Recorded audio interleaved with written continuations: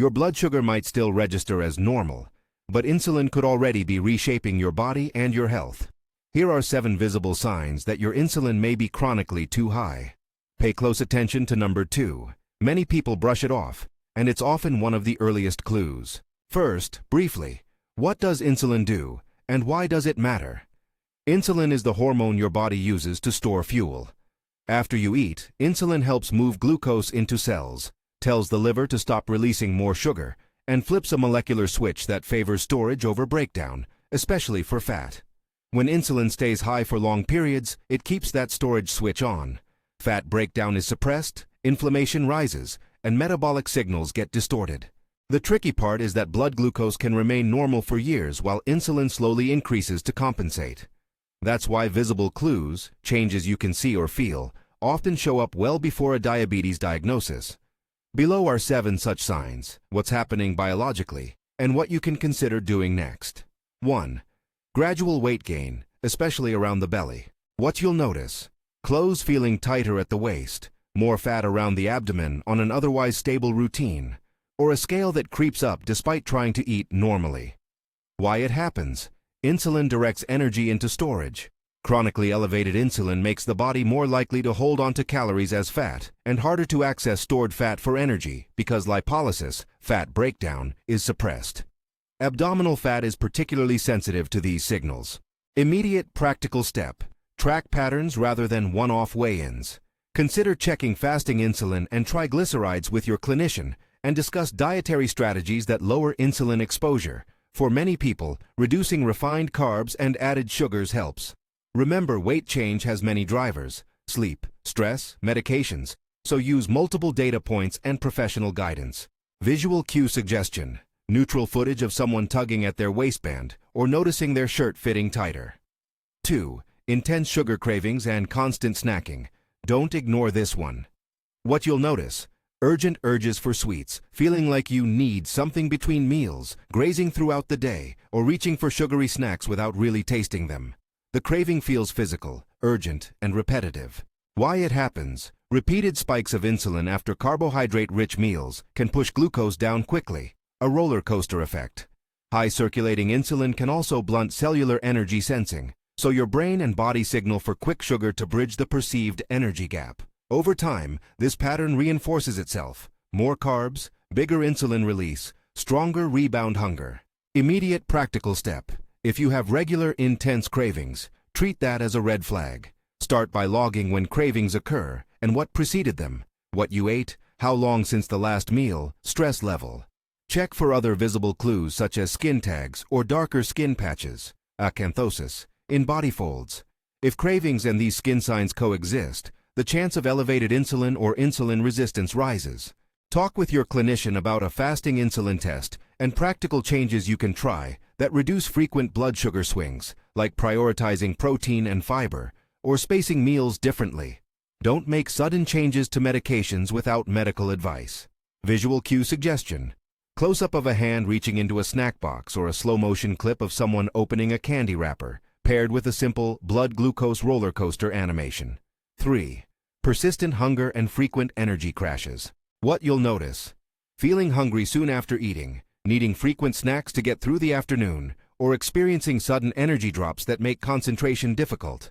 Why it happens: when insulin is persistently high, cells can become less responsive to insulin signal to take up glucose. Insulin resistance. That means even though blood sugar levels might appear adequate, cells are fuel-starved.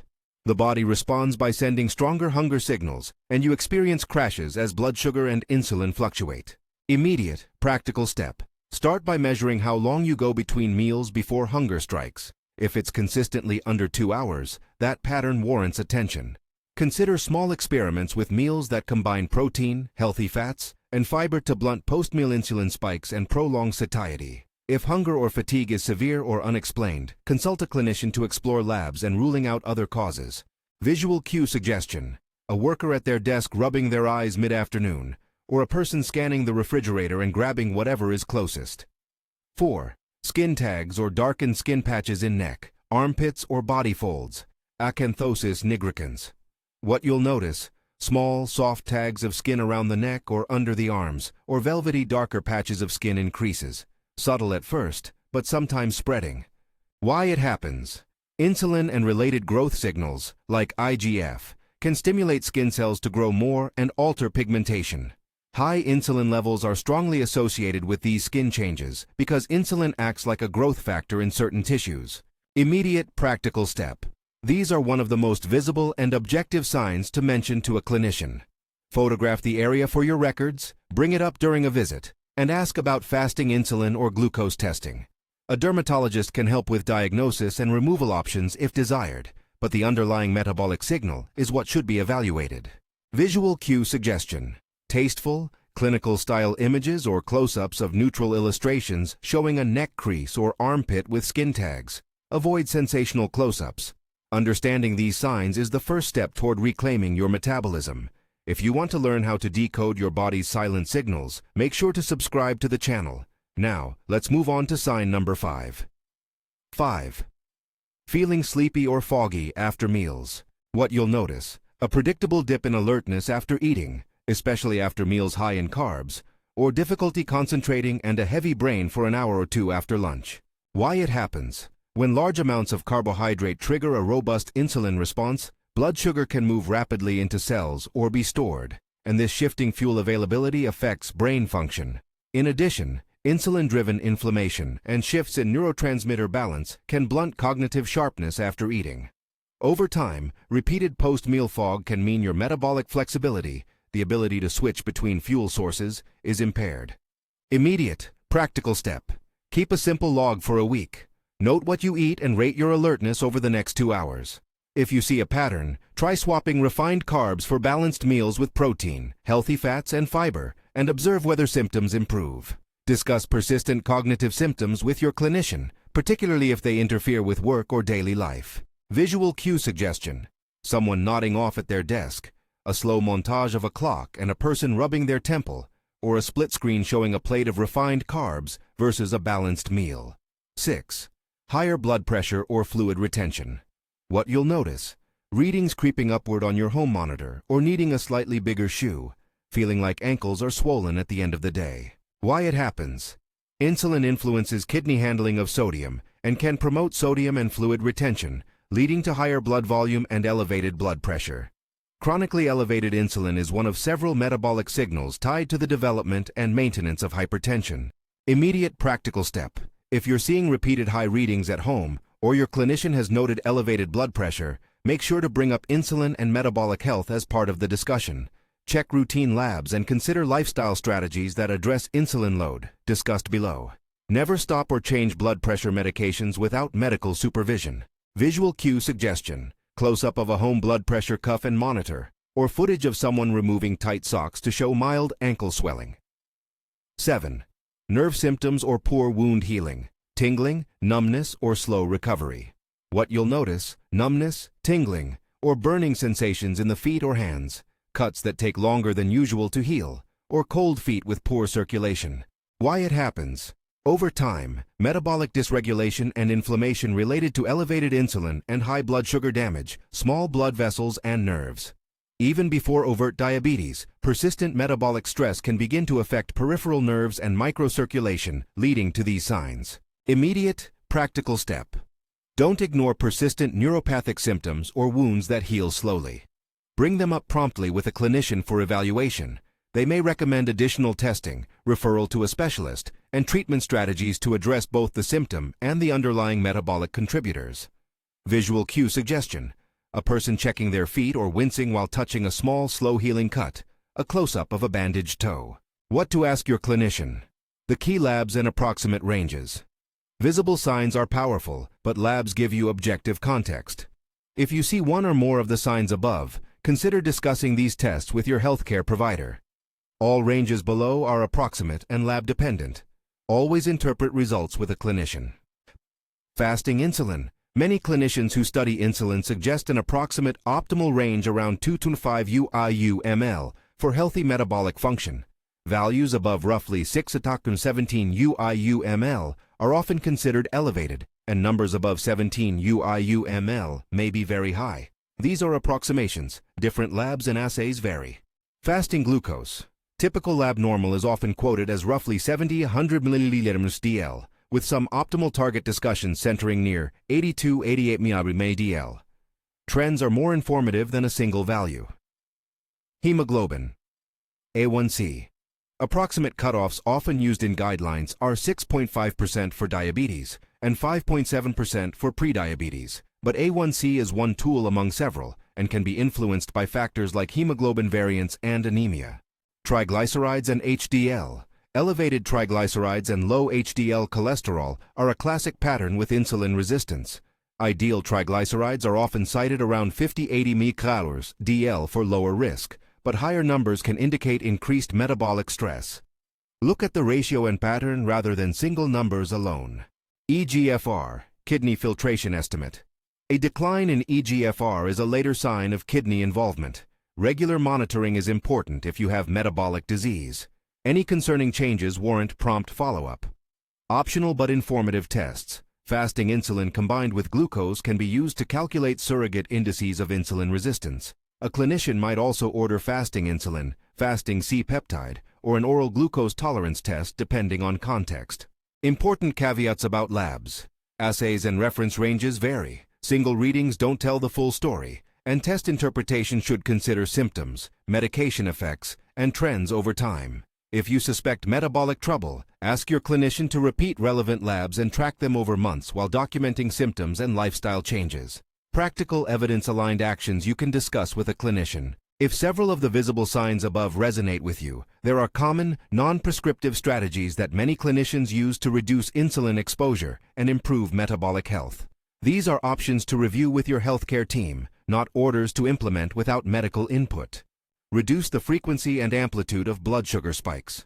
For many people, reducing refined carbohydrates and added sugars leads to smaller post-meal insulin surges. That doesn't mean zero carbs.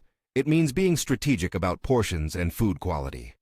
Prioritize meals with protein, healthy fats, and fiber. These nutrients slow digestion and blunt insulin peaks, which can reduce cravings and improve satiety.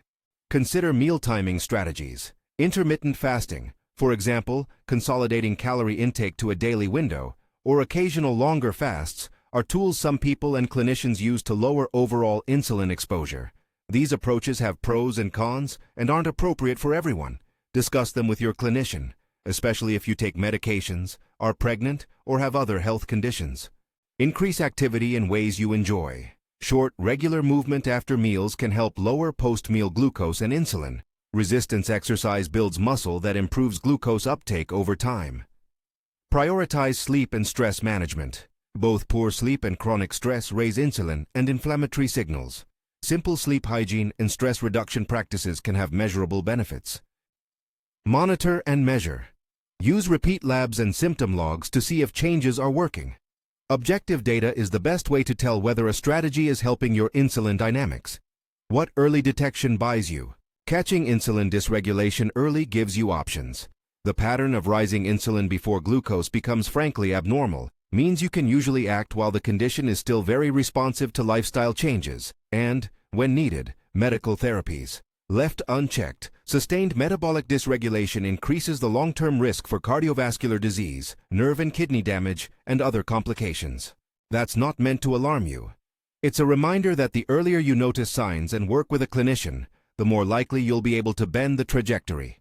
Putting this into practice, a simple checklist you can use if you saw at least one of the signs above and want to move forward. Here's a pragmatic sequence to consider with your clinician. 1. Document what you're seeing. Take photos of skin changes, keep a short hunger, craving, and energy log for 2 weeks, and note weight and waist measurements. 2. Share your observations with your clinician and request targeted labs. Fasting insulin, fasting glucose, A1C, triglycerides, HDL, and eGFR as appropriate. 3. If labs suggest elevated insulin or insulin resistance, discuss tailored dietary strategies, activity plans, and whether any medications or referrals are appropriate for you. 4. Decide on follow-up testing and a timeline to reassess symptoms and labs, for example, 3 months after making agreed changes. 5. Use objective markers and symptom changes, not a single number, to guide decisions.